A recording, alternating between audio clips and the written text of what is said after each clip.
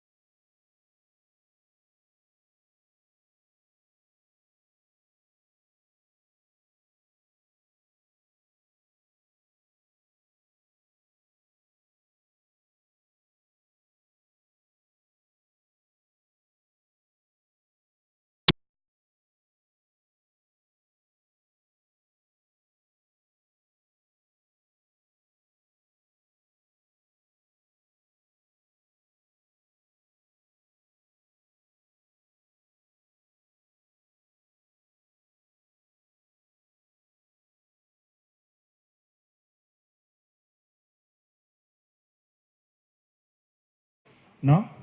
No. Hasta no hace, creo que 5 o 6 años más, se hacía. Se cobraba un impuesto por parte de la iglesia por realizar ese servicio y por ocupar el difunto una página en los registros, por supuesto, del archivo. Cuando surge las municipalidades en 1873 a nivel provincial, en el caso de Colón se prohíbe el paso de los féretros por la iglesia, por lo cual se comienza a entablar una disyuntiva entre lo que era el cura y la autoridad municipal. Hay una cuestión acá que el cura en algunos casos lo hacía en forma imprevista, ¿no? No respetando la ley, y por otro, justamente, la cuestión municipal directamente hacía toda la celebración fúnebre directamente desde la casa del difunto a el cementerio. La historia de los cementerios en la ciudad de Colón particularmente, tengo que hablar de 4 espacios bien definidos. El primero fue un cementerio netamente improvisado, producto de la peste del cólera, 1867-68, que no hay registros básicamente de las personas que murieron producto de esto. Habrá 2 o 3 que aclara el archivo parroquial, pero no está la totalidad de las personas. Tenemos un número estimativo, cuantitativamente hablando, pero no está el registro completo. El segundo cementerio lo vamos a encontrar dependiendo dentro de la misma manzana de la iglesia, cosa que la sociedad británica lo sigue utilizando, los cementerios alrededor de los templos, y posteriormente lo vamos a encontrar donde hoy ocupa una estación de servicio, que vendría a ser el tercer cementerio, y el cuarto, que es el actual territorio que ocupa. Con la cuestión de la simbología vamos a ver un poco lo que vamos a encontrar. A algunos se le va a hacer bastante familiar. Calculo que alguno ha de tener cierta simbología en alguna sepultura de algún familiar y que realmente no sabe qué significa. Bien, esto que estamos viendo acá son catacumbas que son romanas. Si vamos a ver un poco el abordaje conceptual de los cementerios, tengo que abordar necesariamente la parte romana y la parte de los griegos, ¿no? Sociedades antiguas, milenarias, que en realidad, si comparamos un poco, podríamos mencionar, por ejemplo, la sociedad egipcia también, que utilizaban las mismas casi metodologías de conservación de los cuerpos de los difuntos. A esto lo asocio, por ejemplo, si tengo que hablar de la institucionalización de los cementerios con la gran persecución en tiempo de Diocleciano, persecución sobre el cristianismo. Entonces, así como había templos debajo de la tierra, subterráneos, de la misma manera la necrópolis, así le llaman, existieron y, como pueden ver, todavía está la impronta justamente de lo que fue, con calles internas que podía circular la gente en distintas zonas y las distintas catacumbas que funcionaban en las paredes laterales. Si ustedes observan la imagen de la izquierda, pueden ver todavía urnas que no fueron abiertas. Esto es el típico paisaje de un cementerio en Escocia, típico alrededor de la iglesia, y fíjense que el Camposanto justamente hace un perímetro a lo que es el templo. Hoy en día los cementerios mismos cuentan con capillas, es decir, que la iglesia salió de su lugar y se construyeron núcleos en los propios cementerios. Hablando un poco de la institucionalización, dividí en 3 periodos bastante diferenciados uno de otros a la hora de hablar. Bueno, un poco lo que hacía mención hoy a lo que es la realidad del archivo parroquial de Colón, que se inicia en 1871, con la influencia de un sacerdote de origen francés, Juan Pedro Pierre, que, valga la aclaración, fue el primer sacerdote que se encargó de realizar el primer censo de población en Colón. Un censo que quedó incompleto en algunos casos porque al final de su corta vida, porque murió muy joven, no tenía 50 años, murió de demencia, sufría demencia y se prendió fuego. Un accidente provocó su propia muerte. Inicia el archivo de la parroquia en 1871 y fíjense, yo hoy les mencioné legalmente el archivo tendría que haber funcionado desde el punto de vista de los difuntos 3 años legalmente. pero me encuentro que el archivo actualmente cuenta con 7 libros de defunciones y que prácticamente tiene 100 años de actividad. Es decir, que los 3 primeros son legales y el resto iba en contra de la normativa que estaba propuesta por la provincia. Vamos a tener el caso, por ejemplo, de esta disyuntiva que va a haber entre católicos y protestantes, donde los católicos no permitían, los católicos no, en realidad deben de ser la figura sacerdotal a través de la institución de la Iglesia, no permitía que los protestantes sean enterrados dentro del cementerio, del perímetro del cementerio. Y en Paraná, ahí van a ver un caso bastante particular de que está muy emparentado con uno de los primeros rectores de la escuela normal, donde, no me acuerdo si es la mujer o la hija, es sepultada en el portón del cementerio afuera del perímetro. Ahora van a ver la esposa, Esther, ¿no es cierto?, es de apellido. Bien.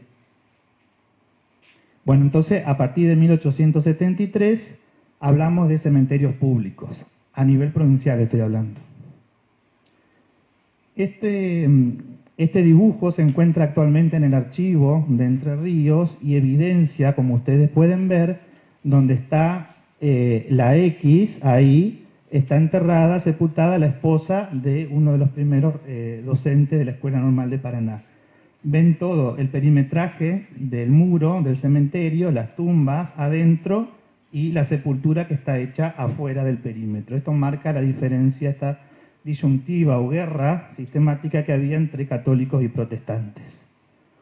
Bueno, y esto es un artículo que salió hace más o menos 5 o 6 años en un diario de Paraná, que hacían en homenaje a esta maestra que está sepultada fuera del perímetro del cementerio.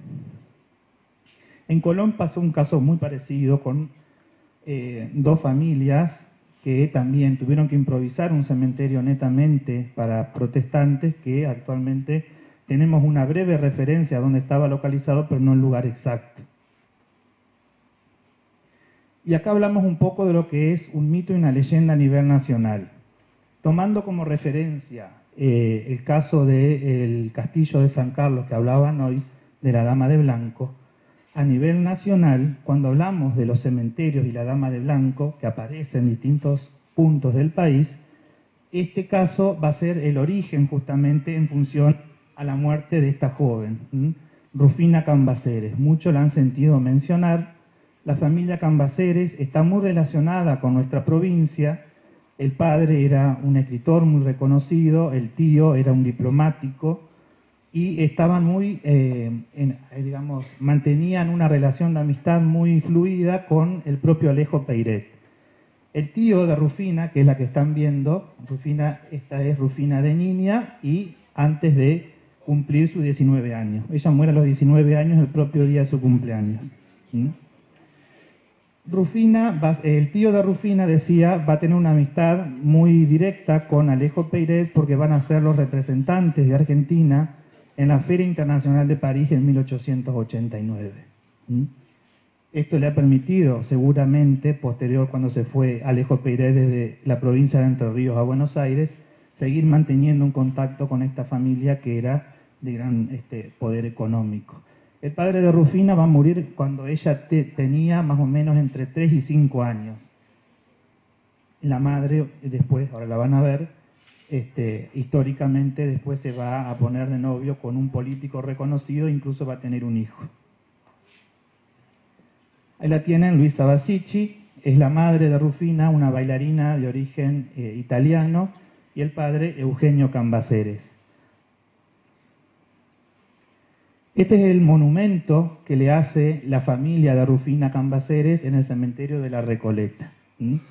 Presenta varias particularidades a la hora de hablar de la muerte y del suceso mismo de Rufina, evidenciado en un monumento arquitectónico que lo vemos hoy como algo tan importante y atrapante en la historia de los cementerios a nivel nacional. Rufina muere de catalepsia a los 19 años y presenta un antecedente a nivel nacional, con lo cual van a abordar que no se pueden enterrar o sepultar a los difuntos menos de 24 horas de haber fallecido. Ella es uno de los casos más emblemáticos que presenta antecedentes a la hora de hablar de la muerte y de los velatorios a nivel nacional. Murió en 1902 con 19 años. Si se fijan, la estructura arquitectónica del monumento de la familia a Rufina Cambaceres, la puerta no tiene picaporte, justamente porque evoca un poco el final de la historia esta. Al morir de catalepsia y de ser la catalepsia una enfermedad muy poco conocida para la época, 1902, me estoy refiriendo, la entierran prácticamente viva. Entonces, a los pocos días de haber sido sepultada en la bóveda familiar, uno de los cuidadores del cementerio de la Recoleta se encuentra con el féretro, el ataúd estaba movido de su lugar en la forma original en la cual lo habían puesto. Llama a la familia de Rufina, la madre ordena que se abra el féretro y encuentran a Rufina totalmente rasguñada, lo cual evidencia que había sido enterrada viva, ¿no es cierto? Esto es una cuestión muy casi normal, podríamos llamarlo, para esta época, porque las mujeres y los hombres de la alta sociedad que morían eran sepultados con sus joyas, entonces no era raro que el vandalismo ocurra justamente en los cementerios como hubiese podido ocurrir acá. Y hablando un poco de los símbolos, y esto es parte netamente de una investigación que estoy realizando, hay un nuevo movimiento, podríamos llamarlo desde el punto de vista turístico e histórico, que se encarga de hacer recorridos guiados por los cementerios. Paraná está viviendo este cambio de una forma muy positiva, debo decirlo, porque mucha gente elige y paga para que los guías hagan este recorrido, y realmente les recomiendo que lo hagan porque es un cementerio que llama mucho la atención y tiene mucho de la historia provincial para hablar. Y el de Recoleta, ni hablar, por supuesto, por conservar en él muchas personalidades de la historia a nivel nacional. Los símbolos interpretados desde la semiótica, podríamos llamarlo, que siempre evidencian algún tipo de mensaje. Lo que yo invito, lo que van a ver a partir de ahora, es que cuando hagan un recorrido por los cementerios, piensen en la relación directa que hay entre el símbolo que está en la tumba y la persona que está enterrada ahí. Los símbolos no se utilizan por utilizarlos, siempre hay un porqué de las cosas, y esto es lo que vamos a ver un poco ahora. Seleccioné algunos de los muchos que hay. La clepsidra, o el llamado reloj, se presenta en 3 versiones, hay otras más, yo seleccioné 3, y algunas son de cementerios locales y otras a nivel internacional. La clepsidra es un reloj que realmente simboliza, obviamente, el paso del tiempo, ¿no? O el tiempo desde la vida a la muerte. En el primer caso van a ver la clepsidra, no se ve muy bien por la luz, está rodeada de la cinta de la hermandad. En algunos casos la cinta es utilizada como un símbolo masónico. En el segundo van a encontrar la clepsidra alada, como el tercero también, pero con la diferencia de que la segunda, la primera que van a aparecer acá, las alas están hacia abajo, es decir, que está en posición de descanso durmiente. Y en el tercer caso es el tiempo que ha volado, que ya no se recupera. El reloj de aguja o de la hora fatal, así se conoce en las funerarias. Es un elemento muy utilizado hasta la década del 50 y 60, me animo a decir, por las funerarias, en donde se hacía netamente en bronce y marcaban el año en que fallecía y la hora. En algunos casos, obviamente, vemos que cuando vamos con gurises al cementerio pueden jugar porque cuando no están soldados se pueden mover tranquilamente, ¿no es cierto? Es la hora fatal, marca el año justamente y la hora en que falleció. Creo que en el Palacio Urquiza, una de las torres marca la hora exacta. Podríamos tomarlo de esa manera también, el reloj de la hora fatal. La antorcha invertida. Acá vamos a encontrar 2 formas de representar la antorcha, que puede ser hacia arriba o hacia abajo con la llama, me refiero. En este caso es de un panteón del cementerio de Colón, y está acá, que significa la columna truncada o trunca, lo vamos a encontrar En este caso es una tumba de un pastor protestante en el cementerio de Colón, y la que están viendo acá es una placa que está en el monumento al doctor Herminio Juan Quirós en el cementerio de Colón. La columna truncada, el significado más importante que vamos a tener, quiere decir que la vida de la persona que está allí sepultada se vio interrumpida por algún suceso, es decir, que murió a temprana edad. Es un símbolo muy utilizado por los masones, en las tumbas masónicas también, pero que en realidad representa otra estructura en su final, pero que es un símbolo muy utilizado en las tumbas. El crismón, el último, no sé si lo alcanzan a ver porque está completamente negro, está representado en una placa en este caso, y en la primera imagen representada en un portaflorero, vendría a ser. Habla de lo que es la presencia real de la persona adepta al cristianismo en forma directa, y en el último es el mismo símbolo, pero agrega el alfa y el omega como letras griegas, también representando el origen de Cristo. El candil es otro de los símbolos que vamos a encontrar en sepulturas de mármol y como ornamentación en los panteones. También significa, ¿no?, la llama encendida que espera la famosa o tan esperada resurrección prometida por todos los tipos de religiones. El ancla es esa atadura que tenemos entre la vida y la muerte. El cuerpo queda acá, el alma se eleva, y en algunos casos la lectura justamente tiene que ver esta relación que hay entre el marinero que fue en vida y que queda de su cuerpo sepultado allí. Y esta es una particularidad que me puse a observar que ocurre en varios cementerios. Los símbolos, como vimos recién, se pueden expresar en forma directa, arquitectónicamente hablando, o en forma indirecta, como es a través de los escalones. Son tres panteones diferentes que tienen la particularidad de tener tres escalones a su entrada. Si lo vemos, podemos decir la lectura desde la filosofía y la psicología, podemos decir las tres virtudes. Podríamos decir, tomando al Dante Alighieri, por ejemplo, la tierra, el purgatorio y el cielo. Pero hay panteones que tienen a la inversa, son escalones que van hacia abajo y son tres también, tomando esa misma forma pero a la inversa. Algunas costumbres que tenían, costumbres funerarias que hasta no hace mucho, como por ejemplo en esta ciudad el paso del féretro por la iglesia, también fue muy utilizada. El tema de los velatorios, el velar, por ejemplo, a los difuntos una vez que morían en su propia cama hasta que llegase la pompa fúnebre, lo colocaba en el ataúd.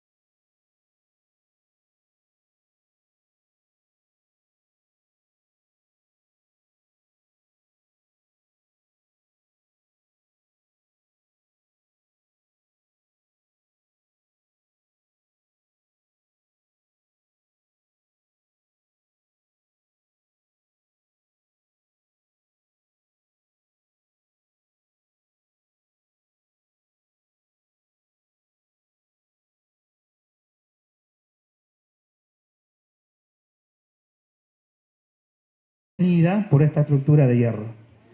No lo ven porque el hierro lo está tapando la pierna de la chica. También. Ahí tienen, por ejemplo, una foto post-mortem de los niños, la viuda con el difunto. Imagínense ustedes la última foto del padre vistas de esa forma, ¿no?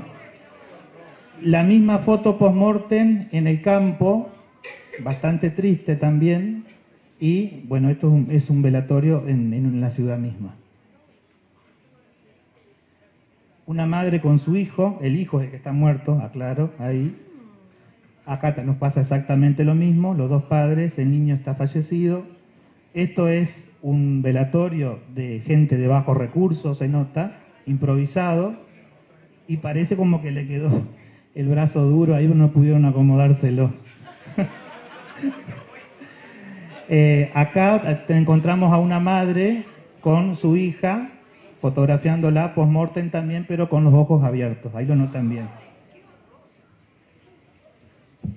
Y bien, eso es un poco de lo que quería comentarles.